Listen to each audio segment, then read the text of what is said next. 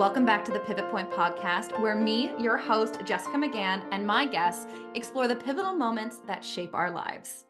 Today's guest is Leah Mitchell, and my, oh my, has this woman lived a life of twists and turns. This episode is going to have you asking yourself, what could possibly be next? As Leah vulnerably and bravely and boldly shares her incredible journey to finding healthy love, not only from a romantic partner, but perhaps even more importantly, from herself. Now, trigger warning, today's episode does explore topics such as sexual assault, rape, and eating disorders. So please be mindful of your own triggers and feelings as you listen, and switch off if perhaps this isn't the best episode for your own mental health. Please take care of yourself as you listen.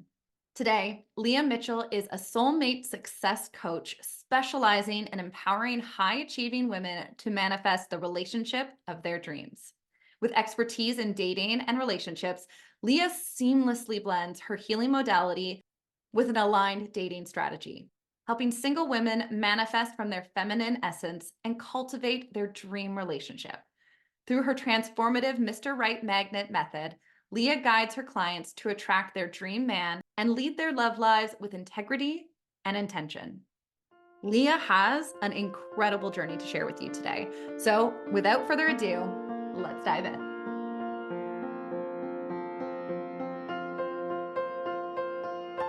Leah, let's just dive right on into this story because you've got a lot to share with us today. So before we get to that pivotal moment, why don't you tell us a little bit about your life, who you were, and what life was like for you before everything changed?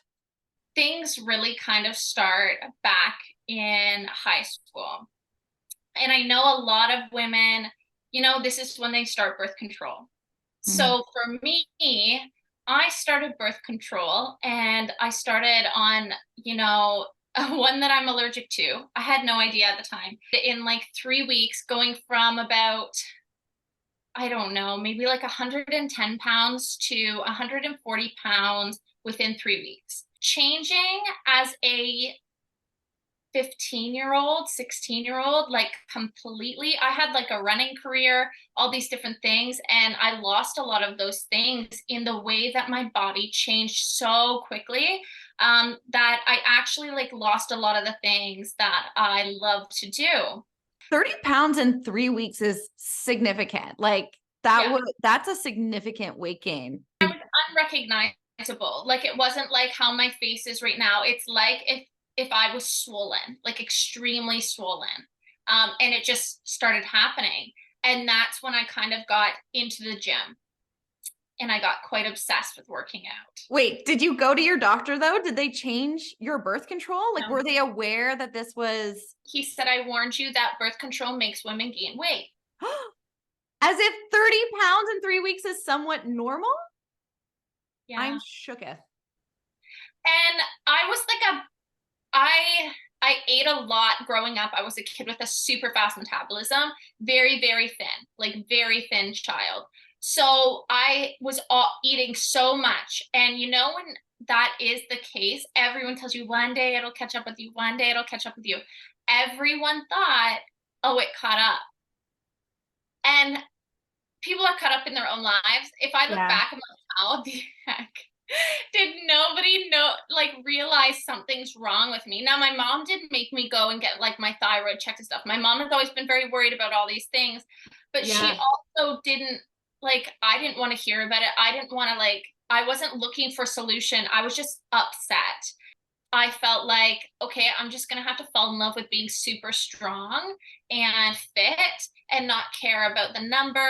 And so I became like a pretty insane fitness person. Like before high school, every day from grade 11 and 12, I went at 5 a.m. and did Stairmaster for 45 minutes. And then I went and power lifted every evening.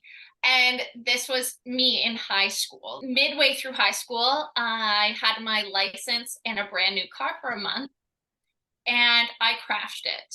And I broke 5 vertebrae, 4 ribs, my shoulder blade, punctured a lung, collapsed a lung. I was in the hospital for 9 days. I was driving. I'm a January baby, so I was the first one with my license, and my grandparents are lovely and they bought me a car.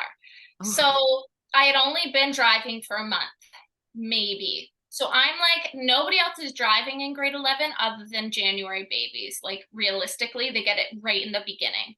Yeah. So I was really happy. I wanted to like take everyone around and do all these things. And I was still nervous. So I had actually told one of my friends, there 3 of us wanted to go, or 3 of them wanted to come with me. And I said to one of them, I'm uncomfortable having that many people in the car. I feel like I'll get distracted. So I'm picking up 2 people. And I remember this friend was so mad at the time. And then we were driving and there was a cab behind me who was like, come forward and said like she wasn't speeding. It just seemed like she lost control of the vehicle. So I hit the shoulder. And by the way, this is November and we had the sunroof open. We had the music going, like we were having a lot of fun. Sunroof open, my friend is in the middle of the back seat with her lap belt loose so that she could lean forward, okay? Oh no. And then I have a passenger in the passenger seat. I hit the shoulder. It was in an 80 zone, but I wasn't speeding. I wasn't comfortable speeding at the time. Like that wasn't where I was at yet. Actually, my more reckless driving happened far later than the accident because I became an absolute rebel after this. Like, oh, this can't kill me, nothing can. Now I'm a great driver, but everybody goes through their phase. And I hit the shoulder and it's gravel, so it kind of takes your tire. And I went to correct to bring myself back on. And being so novice of a driver, I overcorrected. So I came very quickly back on the road over to the other side. So then I overcorrected again. And that's when I spun out. And my friend, we were spinning so fast that my friend in the middle, in the back, with her seatbelt on, okay, it was loose, but it was on because it was on after the car crash. She got sucked out of the sunroof and she landed in a field and she was okay. She was okay, thank God.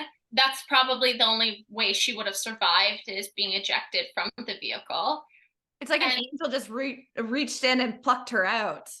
Yeah. Wow. Yeah, exactly. That's a good way to put it. Yeah. So then we spin, she flies out, lands in a field.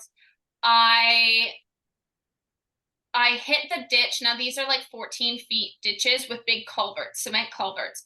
So my side of the car hit the culvert. So my whole left side, I like broke so much. It was all the left side of the vertebrae, left side of the, like my left ribs, my left scapula, like this side was just destroyed. And the culvert was inside my car. And then my car kind of like fell off. And then it was just like the door was all crunched into me. And we were upside down in like a slight, there wasn't water, but there could have been. So we were very lucky that there wasn't water during that time of year. And the girl in the passenger seat was completely fine. She had a scratch on her ear. She crawled out the back. I had a taxi driver get underneath the car to talk me through like this whole, and I'm unconscious, like I'm throwing up, doing crazy things. And it's crazy. There was a group of boys, and I don't remember any of this part of the story, but there were a group of boys, one of them being someone who I grew up with from like a very young age, very close family friends. Like we had camping with them and stuff when I was young. He was with his like hockey friends or whatever, and they actually like prayed, and they're not necessarily religious people, but they like prayed in that moment. And they obviously found my friend who was ejected from the vehicle. She broke her collarbone, but she was okay. And the ambulance was there. And unfortunately, my parents were on their way home from dinner with other parents. Thank God they were with who they were with because these were very close people to them. So long story short, I was okay. It was quite a recovery. I actually lost all the weight that I gained because I stopped taking my birth control during the accident and recovery. And then I started taking my birth control again and gained it all again. And we still didn't figure out that it was the birth control. No way. Yeah. Were you just under the assumption that like Like, were you not eating a lot while you were healing from this? Were you thinking Yes, it was I more wasn't so? eating a lot and I wasn't working out, so I lost a bunch of weight. Like I lost weight. See, for most people, us not working out would result in the opposite. But Right. for you, it because of the birth control and your naturally fast metabolism, it all just started to melt And off. I wasn't hungry because I wasn't moving. I was Right. stuck in a bed that had a remote control to bring me up and down. Like I was not moving. And what was your like mental state during this time, would you say? Well, between being on a lot of morphine and being out of grade 11 and all these different things, if anything, it was very good. Like I had a lot of things that I wanted to change about the trajectory of my life. But the traumatic part about that experience, and I didn't realize it until actually kind of this past year when I tried to get over some other trauma and this came up, is that seeing what that did to my parents and my siblings. Like my sister was away at university and this was on Twitter, like within 5 minutes of it happening. In terms of my parents, you really see them go through like nightmares for the first time, like waking up and getting sick in the middle of the night because they're reliving it and all this PTSD. And you kind of start to feel like you're difficult to love. And I have two wonderful sisters on the middle, and they hadn't had those kind of experiences or put my parents through an experience like that. And so even though I felt like, I was a novice driver, this wasn't necessarily my fault. It was an accident, and people make accidents. It was like, but this happening to me made me difficult to be around, made it hard to love me because there was all these traumas attached with me being in their lives. And I didn't realize that that was a feeling energetically that came out of that experience and a belief that I had then. I truly Ah. believe, I'm more difficult to love than my siblings. That's what it came to. And it was very, like, it took me a long time. And I think that that belief is what triggered the rest of this story. So that's when I started to really look for validation in other people. And I had my first boyfriend who had lost a parent a few months before we started dating, and we were just really good gym friends before that. And I really felt bad. And like I kind of made up for everything that he did that maybe wasn't the best. He didn't abuse me in any way physically or even emotionally. I think that he was going through a trauma himself. And I didn't realize that that's not a good reason to not be in a healthy relationship. So I stayed in it. It was very on and off. It was the kind of thing where you're like suspicious all the time of what he's doing. And he had so many other girls on Instagram commenting on his pictures all the time. And I was like, something's going on, something's going on. It was this very like, I needed him to choose me still. And now looking back, obviously he had just as many of his own things he was going through. But I remember this one story. I had to beg him to come up and visit me at school. I was in university. I was in a single dorm room and I was like, please come up and visit me. And there were several different times where he said no because the drive was too long. He didn't want to pay the gas money. Or there was a party, a house party that he had to go to. So it was a bad weekend. There was always a reason. So one time he finally says, yeah, I'm going to come up and see you.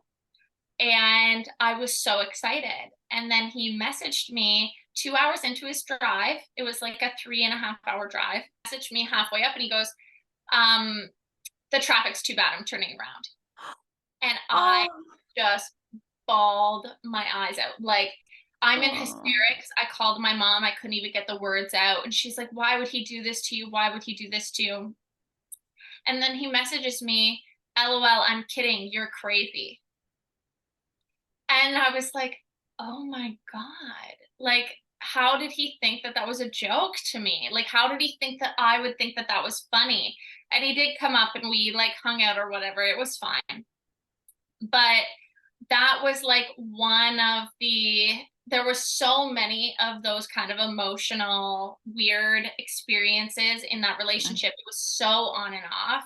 It sounds like a very anxious relationship, a very anxiety inducing, drama filled relationship. It was very dramatic, very dramatic. Yeah.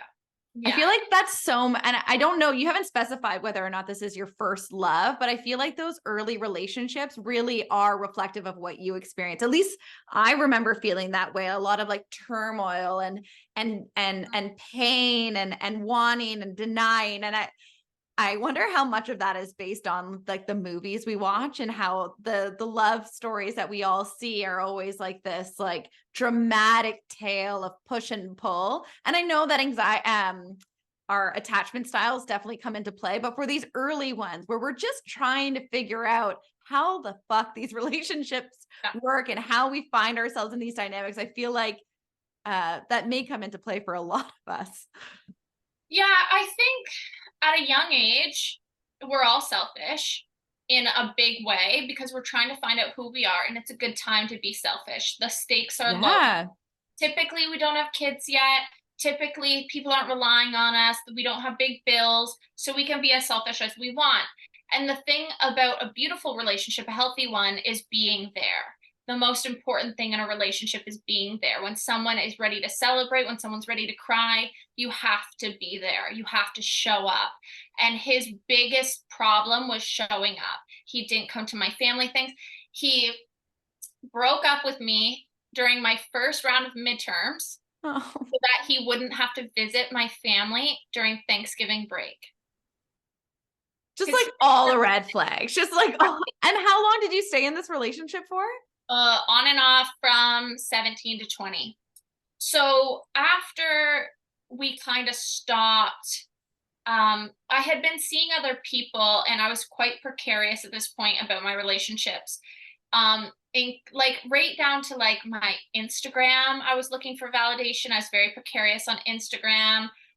Likes were everything, you know, comments, the amount of men that would reply to a story because of this hard to love thing. He made me also feel like I was challenging to love because he didn't show up for me ever. And he showed up for other women during our relationship. And there was these things that he valued more than me and being with me. It really reinforced that feeling of being hard to love that I got from my car accident. Yeah, I'm really hearing that you made that relationship was evidence to the story that you were telling yourself. 100%. That you were difficult to love. Yeah. And so that's when you really bring your standards pretty low to find someone that will not necessarily love you, because after that, I did what a lot of women do, and I became very masculine in my energy. I became like on the outside, I am a very, very confident person at that time. I was still going to the gym 6, 7 days a week. I was, you know, running the show. I was doing pretty good in school. Like I was still showing up for everything. Was working a job during university. I was going out lots, buying everyone. This is a really good one for hard to love. Buying people's love. I was the person like, oh, here's $100 to the bartender. Give me as many Jaeger bombs as you can. So I wow. Friends with a tray full of Jaeger bombs and be like, just so you know, like, clearly I'm making your night fun when I didn't need to do any of those things in order for us to have fun. But it was just this validating experience. And because a huge part of it was the way I looked at the time. I was really into working out. I did have a little bit more to my body. So I had like these really gorgeous big boobs and a huge butt. Okay. Like the biggest butt probably anyone has ever seen. And so I was very like, I got a lot of attention, ridiculous amounts of male attention online and in person. I was like the girl that could get anyone, doesn't matter like what year of university they are. I'm in first year and I could get anyone into any bar without a line. And that was something that I took so much pride in. It was weird. It was something I took so much, but because I knew all the bouncers, because I worked out with all the bouncers, because all those boys like Mm. showed attention to me. So it was this really validating cycle. I felt really good with that popularity. I felt really good with buying people things, with being the most fun, with getting the drunkest. Like there was this very strange cycle. And it's really interesting that even looking back at that point, I was using substances for not as an addiction within myself, but more of Yeah. like, this is how you get people to like you. Yeah. I'm And hearing like this drive for that attention and validation, whether it be from likes or people knowing your name, just any ounce of, oh, they like me was a high for you. And I'm just curious listening to all of this because I understand that it felt good for you in that moment and maybe you felt like you were doing all the right things. What did it feel like for you when you would be alone? I was never alone, Jess. Mm. I was very good at never being alone. I was very popular at the time. So, and this is where the precarious dating starts. Oh, everybody left for the weekend to go back to their families, and I'm in university and I didn't want to go home. I did not want to go home because then it's quiet. And both my sisters were in relationships and I wasn't, so I didn't want to be around like people that Yeah. are in love when you're not. And there was just this Yeah. constant comparison in my brain. So this is really the precarious dating, because I was looking for that validation. I didn't ever want to be alone. I was spending my time with, and I didn't want to be a girlfriend. I did not. I didn't want to. This was the masculine part. I don't need a man. Men Ah. can't affect me. I don't need anybody. Just I'll walk around while all these people show me attention and I'll act better than and too cool for. So it's like that switch of like, oh, I feel hard to love, so I don't even need your love. I don't need it at all. I am a tough chick. Walls Yeah. up. Yeah, and I did it even with my parents, like everyone. So this started the precarious dating of like, I'm the cool girl that can sleep with you and not get attached. And I got a lot of like pride in watching men get attached to me and then me being like, well, that's weak of you. So I'm rotating. New man, and I'll leave you heartbroken. I don't care. And that's not always what happened. There were many men that were like totally fine with spending time with me, like working Hmm. out and then being intimate and just keeping it friends. And I had a lot of male friends that I would never sleep with. And I'm making it sound like I was sleeping around a lot. And it wasn't the case, but it was enough rotation that it brought me to a precarious situation. I wasn't being choosy with my partners. It was very superficial based on looks and if they work out. You know, big Mm. muscles, tough looking man. I was just running into these really like people I would never, ever bring home to my parents. But where are you meeting them? Like at the gym mostly? Yeah, mostly at the gym. And bars, Tinder, my Instagram. Like also consider like I'm getting like 50 DMs a day Oh, from people. wow. Yeah, like I had a massive following for the time that was. I've lost half my following since being with my husband for sure. So it was very easy. Like men seemed so easy. I could get whatever I want. There was a massive sense of control in men. So what was the breaking point?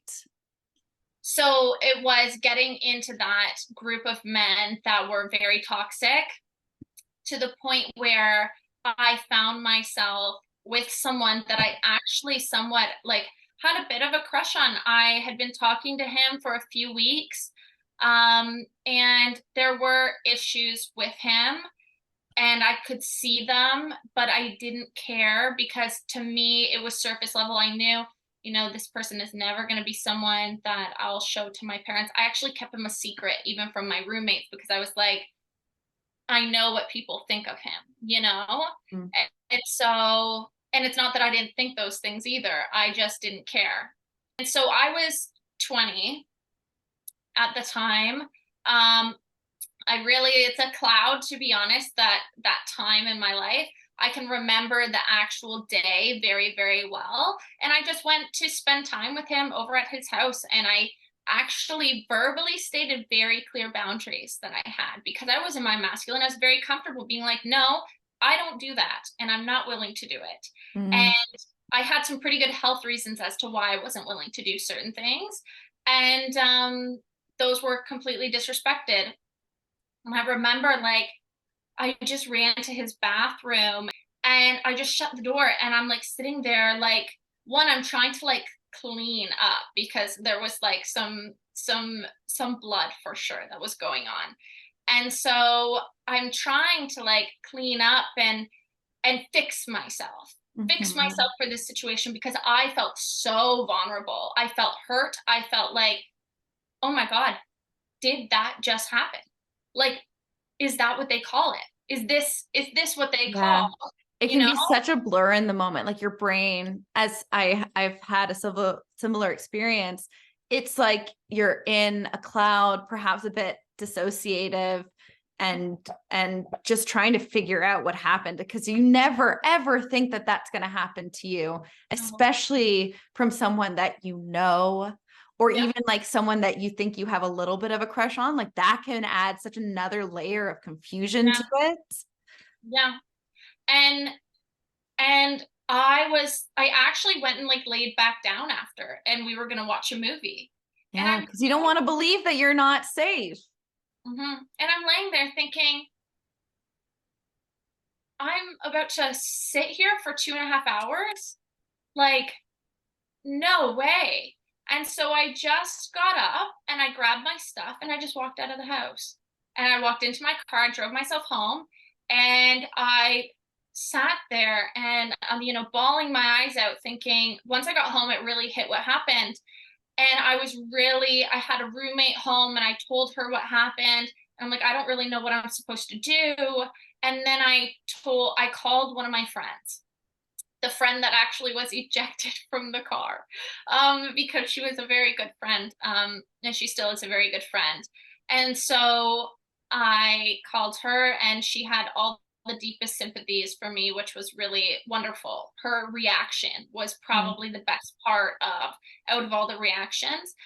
And then I told my mom, and I said, I don't want you to tell dad or wake him up. This was like in the middle of the night too, because I was going there late. And Mhm. so this wasn't like a good time of day to be calling people in a big way. But so I told her, and she wanted details.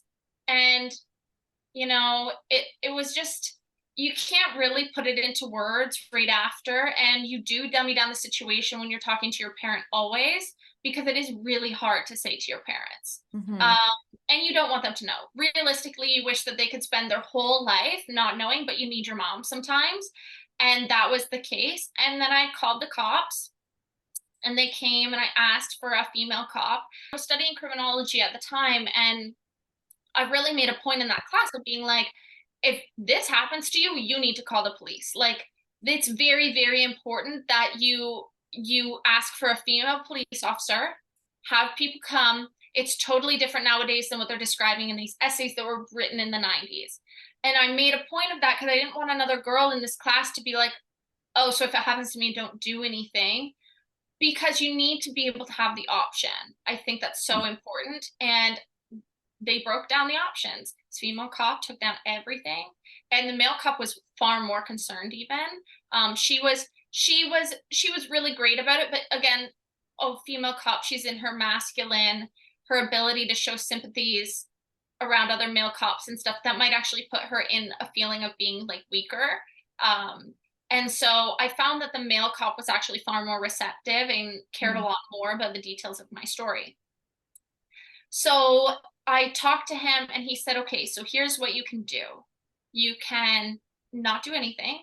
That's totally an option. We can report this, and we don't have to do anything with it. You get the choice. We can throw this out. Like, it doesn't matter.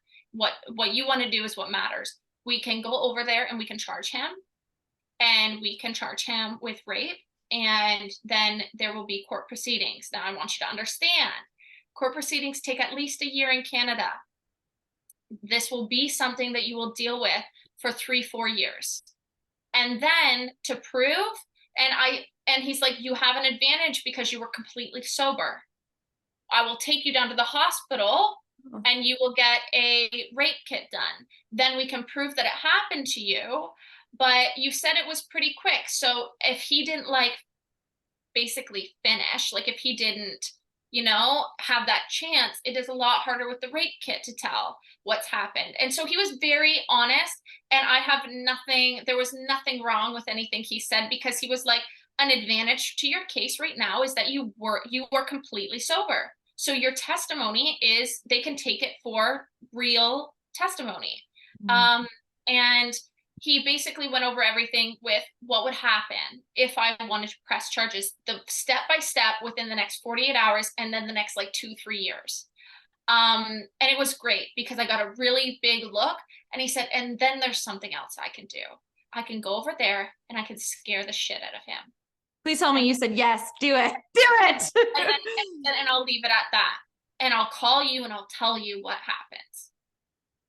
And I did not want to charge him. I didn't want to. At the time, it wasn't even about court. It was that I don't want to be wrong about this. And if I have to go to court and then not have it go through, then I'm wrong about this. And I don't want someone else to decide if I'm wrong about this. So I knew that my story was right. I didn't care what his side of the story is, because I knew it was going to be a bunch of bullshit. So I was like, scare the shit out of him. Let's do it. And he called me back at like 3 a.m., the officer, or like 4 a.m. And he told me everything. And he said, oh yeah, he's a total idiot. He opened the door without his shirt on. And I can totally see like how you're so angry at this man. Like he didn't take us seriously at all. He thought it was a noise complaint when we showed up, like all this different stuff. And he gave me the real. And then he said, like, I told him that this is what he did and that it's going to be on record for the rest of his life.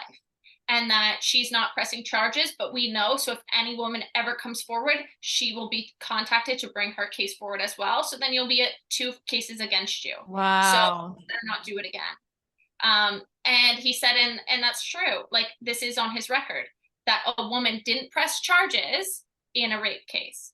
And that is something that they can do, as far as I know. Now, things might have changed since then.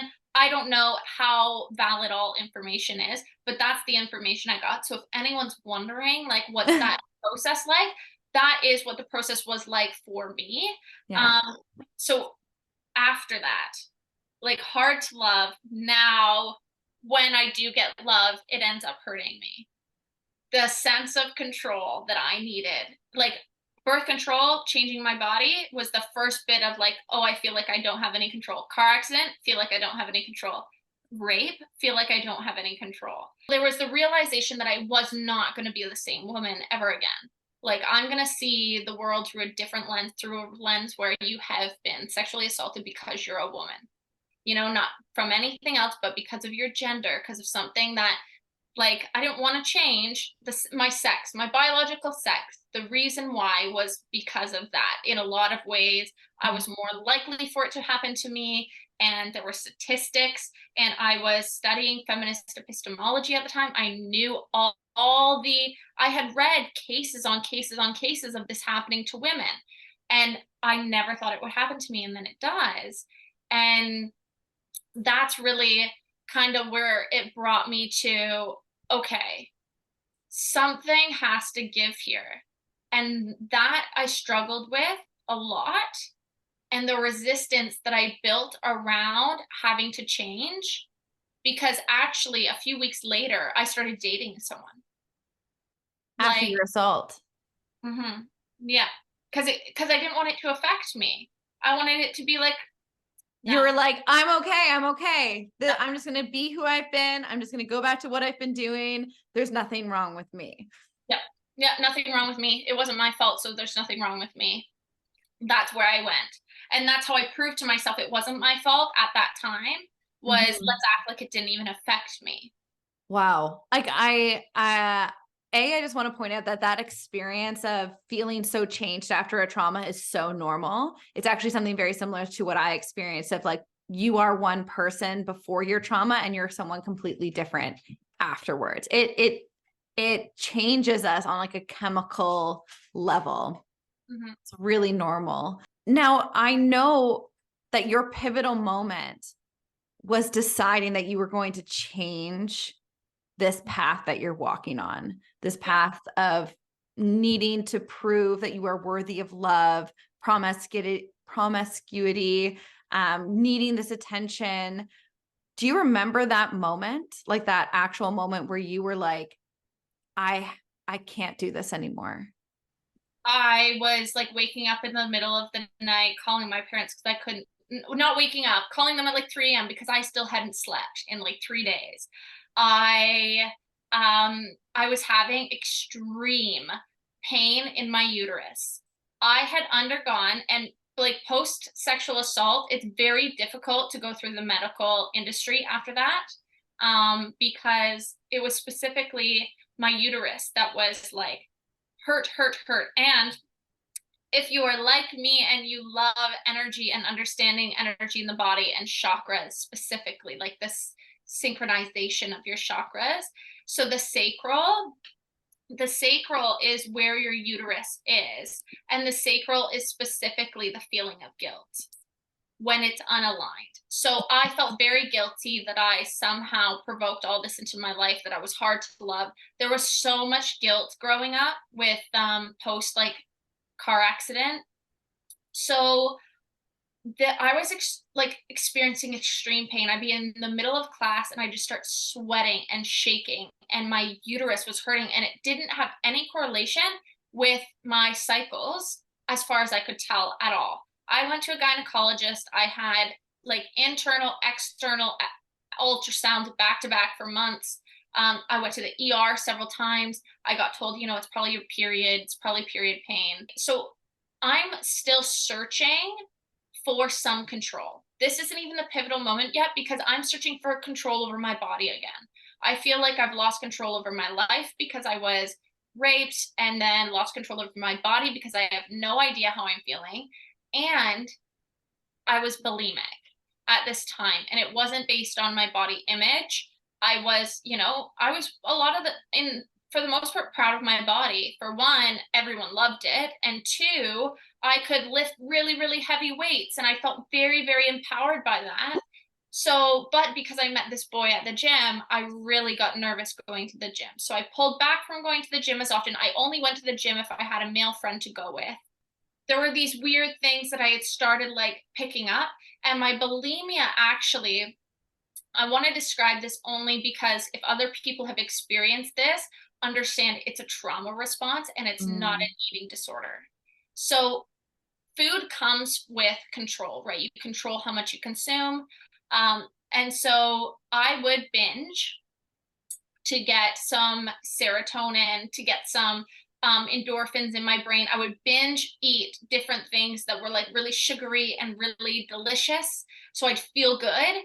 And then this overwhelming sense of nausea would come over me, like insane. And I was like, I'm gonna throw up, I'm gonna throw up. But it wouldn't come. It wouldn't. So I would be like pacing around, so uncomfortable that I feel like I need to get sick, and I couldn't, and I couldn't, and I couldn't. And then I would be like, you know what? I'm just gonna pull trig like I would if I was super drunk. And it worked.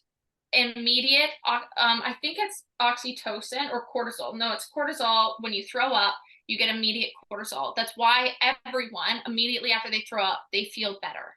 They feel like, oh, I needed that. It's actually a hormone that gets, or it's a hormone or an endorphin that gets released in your brain, and it makes you feel better immediately. I became addicted to that feeling because I couldn't get it any other spot in my life. So I was doing it regularly, and I'm also like having severe uterus pain, and I'm terrified that it's because I keep throwing up. But I didn't focus this as bulimia at all because I didn't feel like I had an eating disorder. It was a forced getting sick. I could not carry on through my day and feel half okay if I didn't get sick. It was impossible. So I had to do it in order to then keep going. Were you convincing yourself that that was healthy at the time, or were you cognitively aware that this was not healthy? I was like, it's the only way because I can't get rid of the nausea. And I actually had some roommates catch me and be like, what are you doing? And they were like, Leah, something's wrong. like, you need to, like, this is bad. I actually very clearly remember one of them being like, you know, that if you keep throwing up every day, all your teeth will fall out because of the acid from your stomach. And that was like, oh, this is going to affect how I look. And then it became like relevant and important to me. Mm. Right? Because it's like, if I don't have how I look, I have nothing. That's how Yeah. I get attention. That's how I get validation. That's my control. I control how I look. So fast forward, after going through medical stuff, my mom got me a naturopath. And this woman was like, let's get the yeast out of your body. Now, if you've ever tried a yeast diet, you get basically like, other people have different experiences. I got infections everywhere. I had a bladder infection. I had a toothache. I had an ear infection.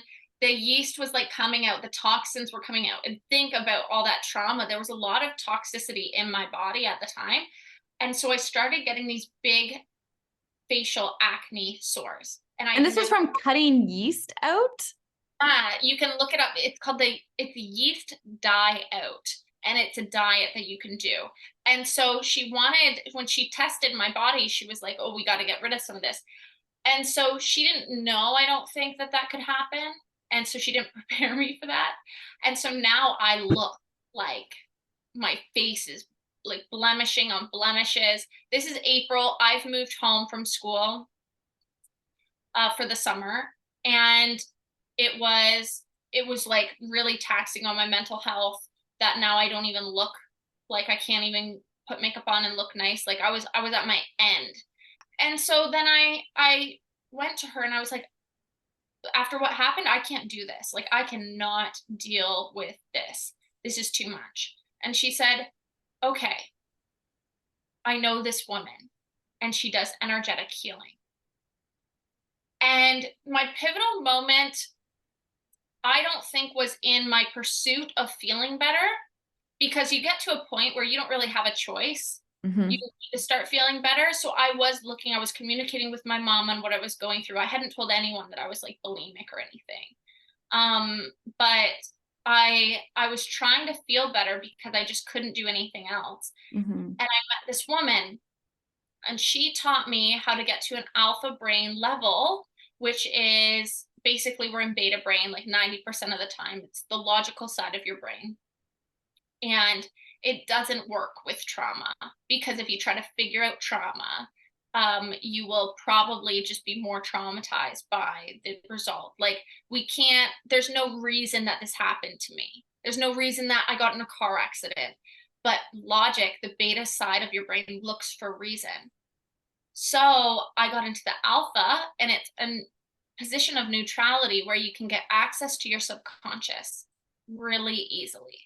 And this is where all of everything was, all the guilt, all the shame, all the grieving that I was a different person now, all the unworthiness of love, like fear of criticism, all these different emotions were harvested in the subconscious.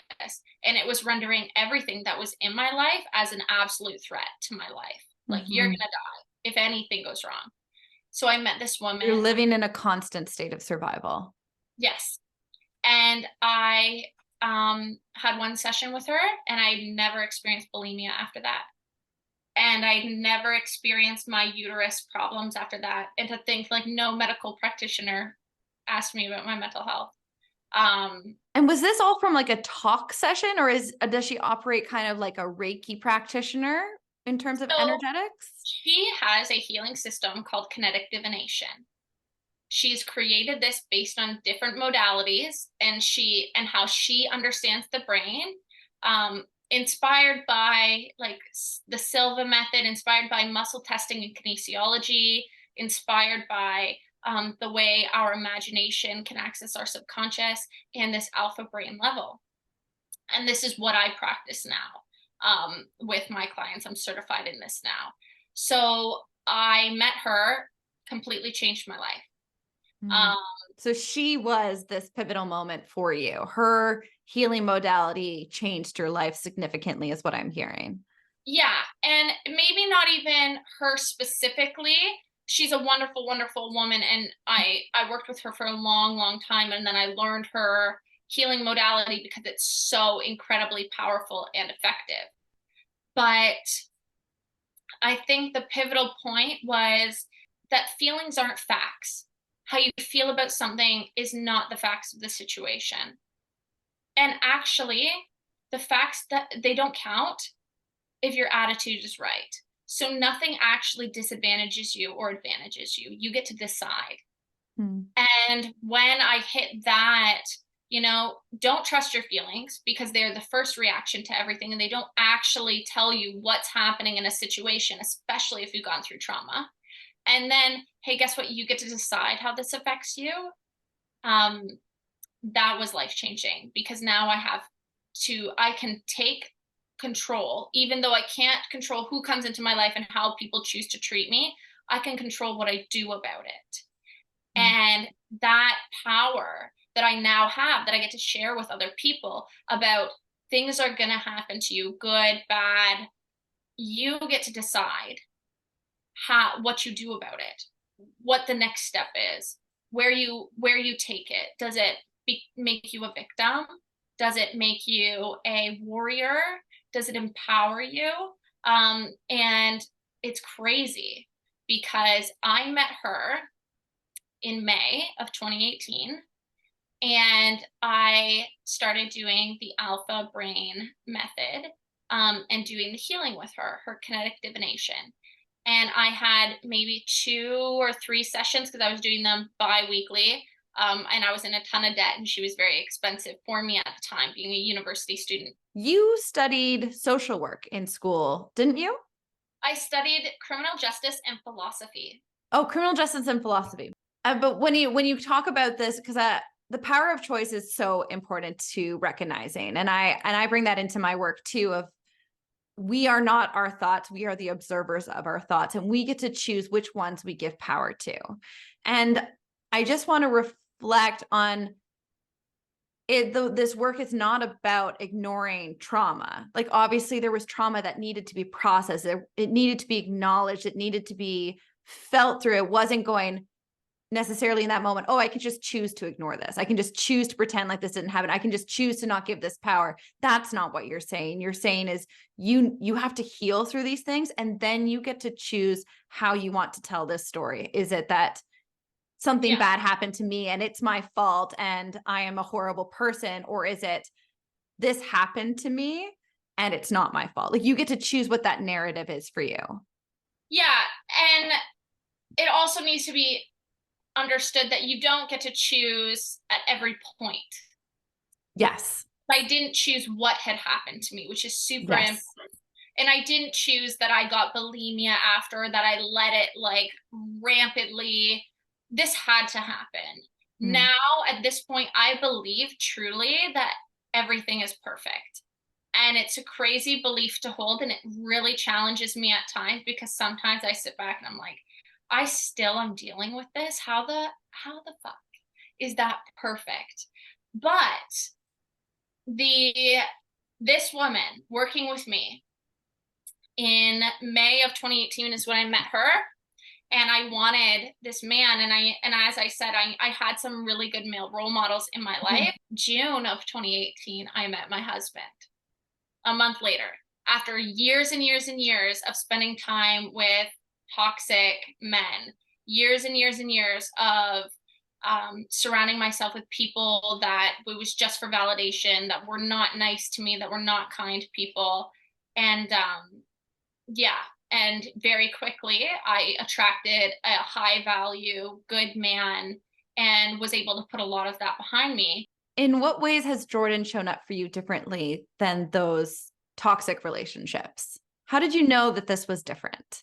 The one thing that I want to make a point of just before I talk about wonderful Jordan is that now those experiences are probably some of the ones I'm most grateful of in my life. And I feel like that goes back to that power of choice of like, I was in victim mentality for a while, and I was, experiencing PTSD and the real symptoms of trauma. And then I was like, okay, so what can I do with this knowledge now? Because I was ignorant before of what this is like, and now I'm not. In a big way, now I can understand what it's like. And so that knowledge of your own experience drives you in directions. And the direction it drove me is where I am today, with the man that I have today, with the life that I have, with the career that I have. And so going back, thinking about those, that I think is really, really important, is that even though it's really bad at points, and I have clients that have been through 10 years of abusive relationship, now looking back, they're like, I'm so grateful for those 10 years, or I'm Mm. so grateful for those traumas, because they actually put me in the position to be the woman that I am today. And you couldn't have gotten there without those experiences. Yeah, that's post-traumatic growth, being able to look back on horrible experiences and be able to see the gifts or the strengths or the lessons they brought you in your life. That's a really powerful part of healing, if you can get to those points. Exactly. Exactly. But as you were asking with Jordan, Yeah, how did you know he was different? How did he show up for you differently? And this is my understanding that this is the first like healthy partner you've had since all these painful ones. So what kind of narratives did you need to battle when you were welcoming Jordan into your life? so I was still very much in my masculine when I met Jordan. And the thing was that instead of, one, he was like the first man that didn't care if we slept together or not, which was like amazing. That was the first big, like, He oh, didn't okay. pressure you to move at a No, pace you weren't ready with. no, at all. And it wasn't important to him. Of course, he found me sexy and wanted to, see it all, but he was willing to, that was up to me. It was 100% up to me. He made that completely up to me, without not still admiring me and those kinds of things. And I was like, okay, I can get this feeling of beauty without having to, perform in Mm-hmm. any way. And so that was a really good feeling. And that was the first like difference I noticed in him in comparison to all other men, was like I very much knew everything else was transactional, and he did not feel transactional. It felt like he needed something from me and I needed something from him, in a way of like being there. Mm. Let's just be there. Let's hang out. Let's be friends. Let's see like how this goes. Do we enjoy spending time together? Can we chill together? Was so, Mm. so important. Um, and it's very strange that I saw a picture of him and I knew that he was the one from a picture. I hadn't met him yet and I hunted him down. Being in my masculine, I made things happen for me, right? And the thing about being in my masculine, I noticed that it was a turnoff for a lot of men. And it did attract the wrong men. But with him, he didn't see it as, it was like he was masculine with a different level of emotional intelligence than I had ever experienced before, because he saw that as, oh, she's just like being defensive and protecting herself. There's something going on. And he Well, very, he's a social worker, isn't he? He's a therapist. yeah, so he is like a addictions counselor. Right. So, but at the time he hadn't really gone through school for those things yet, but he was working with like homeless people and doing all the kind things. And I think a lot of it has to do with even his own inner dialogue on his own trauma. Mm. Like how I was showing up and presenting myself, he didn't like judge me for it. Yeah. That's the first thing we do, right? Is like, oh, how someone is how we judge them. But he it seemed like he knew there was more to the story.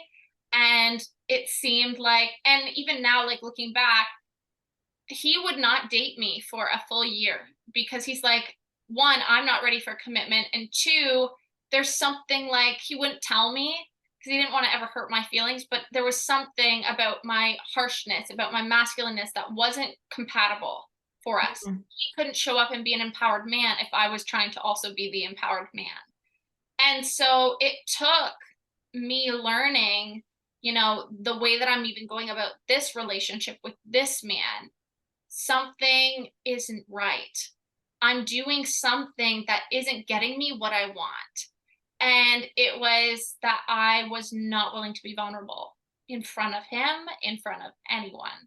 There was no vulnerability, even going through the healing and working on my energy and working with a healer who I was able to be vulnerable in front of, for sure.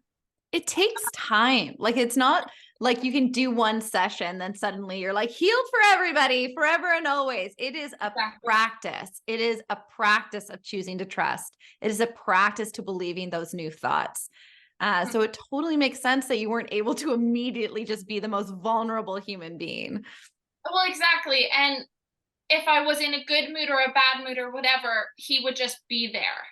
And that consistency, um, and even without the commitment, like it wasn't because he was my boyfriend. It's just because he was taking me how I was. If I wanted to go out to a restaurant, if I wanted to stay in, if I, wanted to talk, if I didn't want to talk, it didn't matter. He was just like a presence of like safety and security and acceptance, which was the biggest thing. If I could be myself, and it took me a long time to fully be myself. I still put on a show for a lot of our relationship, but he got these moments where I didn't. And I think that that's probably what kept him around. But it was like, and we were both very much in that same situation. He wasn't really comfortable being vulnerable, and there was a lot that he would eventually become vulnerable with me about. But it was like a very weird, like we found each other in this in a time in both our lives where things weren't necessarily going their best, but we were on the outside very like attractive people in the sense of both going to the gym, both working all the time, both running our lives, both doing all the things that people think makes you like a productive person. But it was that inside stuff because we weren't productive when we were around each other. We were just like having fun. And so it was that like we were that escape from everything else from the very beginning.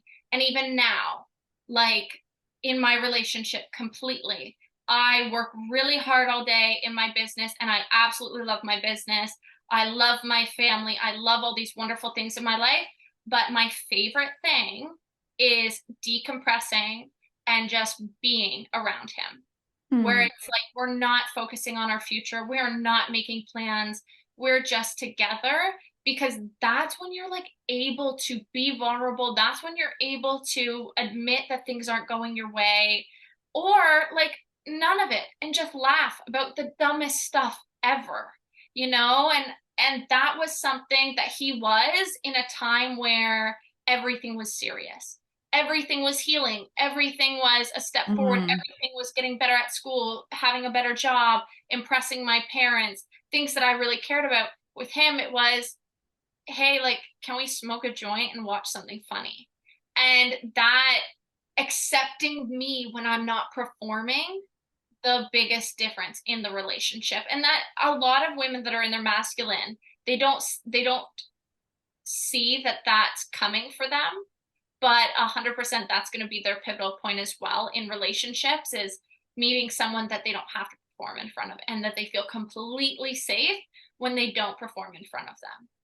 I feel like you've spoken so eloquently throughout this interview, so I have a good guess as to the answer, but why don't you just tell us, like, in what ways has this energy work changed your life for the better?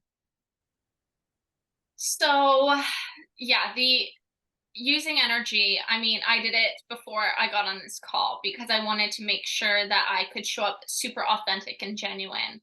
And it's crazy because it's something that I do every single day. You can do it anywhere you want. You can make it your own.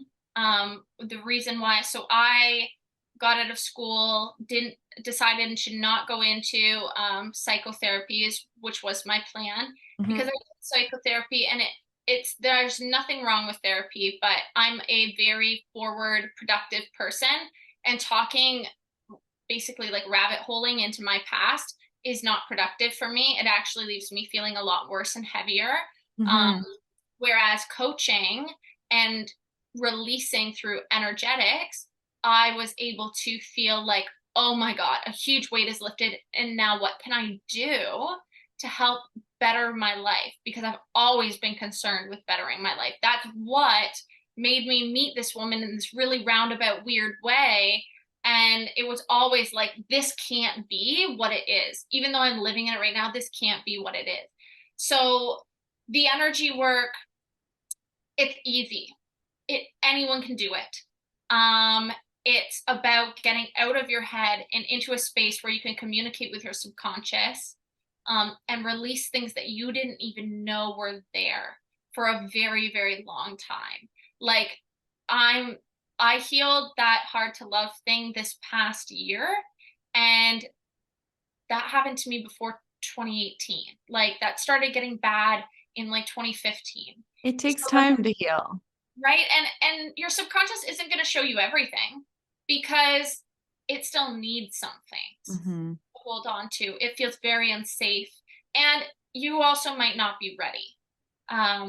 And the feeling hard to love was a big slap in the face. I was like, oh my God. But I'm also a confident person. So it was a hard thing to like understand. Like, oh, but I love myself. I'm very proud of who I am. Mm-hmm. Why is that coming up? And what I've realized, the biggest thing with this energy work is outside energy. And I'm not necessarily teaching techniques or anything, but like today. But the thing is about outside energy is that points of views, opinions, and perspectives of other people create how we feel about everything. So yes, something hurts you and it feels shitty when a friend betrays you, but it's not your betrayal, it's theirs. It's not yours. You know, Mm-hmm. you are who you are. This happened to you, not necessarily. And then what can you learn about it? Okay, I'm never going to betray someone because I know how crappy that feels. But often people hold on to outside energy as, well, I deserve that betrayal. Well, no, because it's not even yours. You know, a fleeting parent for a young toddler, um, okay, I don't deserve unconditional love because this person didn't give it to me. No, it's not yours. It has nothing to do with you. It only has something to do with them. You know, you couldn't have done anything about it. It sounds like this work has drastically changed your outlook on life and how you interact with your life. Yeah. Like you're not running on autopilot. You are consciously daily making choices that serve you for the better, and how you perceive energies is really like your compass in this way. It's your guide in navigating these situations. Am I hearing that correctly? Completely. It's releasing everything that doesn't belong to me and getting back to who I am. Leah, what do you hope the listeners take away from your story today? No matter what evidence you have to back up your beliefs, remember they're just beliefs. They're not truths about the world. They're beliefs that you have based on your path so far. If you don't want to keep living this path so far, you need to change those beliefs. You have to change the way that you feel about things like men, about dating apps, about sexual assault and violence. You have to change the way that you feel about those things if you want to start living in a different way. And changing the way you think about them. The evidence that you have is only created on the person you were yesterday. That's not who you are right now. So it's really that piece. And then the one that I have learned recently that I would say, I'm going to do one more and then one about relationships, okay? Inner circle. And this isn't just your friends and your family. This is social media. You're on social media probably more than you're texting your friends. Truth for a lot of people. If your social media is negative, is popping up and showing you different things, you're following people you don't really need to follow, like, you know, models and things that don't make you feel necessarily good about yourself, you have a poor inner circle. Your inner circle is making you feel like crap, and it's outside energy that's constantly impacting you and how you feel about yourself. So you really need to refine your inner circle. What is coming in your life every single day? Text messages and calls from people, notifications that is negatively impacting you, because outside energy is so impactful. The other one would be, it's really in a relationship. If you want to know if you've met the right man, the important thing to pay attention to is he there for you at all times? And it's okay that he's at work sometimes and he can't talk to you when you call because you're crying because he's at work. Those are responsibilities that he has. You have them too. Don't judge him on those things, but is he there for you when you do need that back rub, when you need to cry it out, when you want to celebrate? Or does he turn the other way because he's insecure that you're celebrating? Like, he needs to be just as happy about your achievements as he is of his own. And it's being there that is the most important thing in a relationship, because this is someone that's going to be with you for the rest of your life, hopefully. If they can't be there for you, there's something wrong. And it's like, if people around you don't like the way he's treating you, you really need to consider that, because a lot of us turn a blind eye and just say people are jealous and all these different things. You really need to go up to a random stranger and tell them your story of this relationship. And that might be paying for a session with a therapist or someone and being like, this is it. I need an unbiased opinion. I need someone to tell me, am I not seeing this, or is it everybody else? And give yourself that ability to get that information, because of that outside energy. It's really hard to tell what's yours and what's other people's. So sometimes you have to like break that cycle of how you develop information and just get it from somebody else who isn't attached to anything. And yeah, it's really like, if you want to know if he's the one, is he there for you? Is he there for you? Because I think that is something you're going to need for the rest of your life. Leah, if there is someone listening to this who is like, I need what Leah's got, that's exactly what I need right now in my life, and they're curious about working with you, what is the best way for them to reach out to you? So I mainly work through my Facebook right now. This is changing. I'm getting back on Instagram, and I'm going to be launching a podcast this year. Yes, so very exciting stuff. But to get in touch with me, the best way is Facebook, DM me. I also I'm putting content out constantly. If you just want a warming up into, you're single and you want to know why you're attracting these men you don't like, or it just hasn't worked out for you yet, or you've got this ex, or you're in this relationship, even just reading through some of the stuff that I'm posting is going to start making you think in a new way. It's breaking down those beliefs. But pop into my DMs. DMing me Mr. Right Magnet is the best way to get a freebie from me, because I then know where you've come from and I will have something set up for you. You do not have to guess or search the internet to find Leah. You just have to go to the episode description and you can connect with her right now. Leah, thank you so much for taking us on this journey. You shared so much vulnerability, so much hurt, so much of your pain with us today and your healing. And I'm sure that there is someone listening who really needed to hear this today. And I'm really grateful that you showed up to share today. So thank you very much. Thank you. Thank you so much. This was wonderful.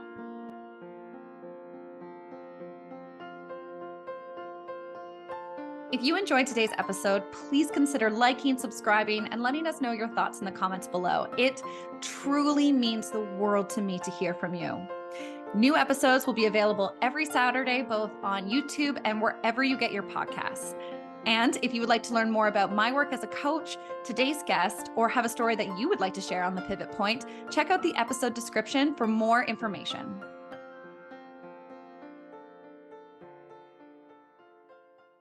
Now, time for the legal stuff. This podcast is presented to you solely for educational and entertainment purposes. I may be a professionally certified coach myself, but hosting a podcast is not coaching. This podcast should not be used in substitution of working with a licensed therapist, doctor, coach, or other qualified professionals. Copy that? Amazing. See you on the next episode. Nothing but love, Jess.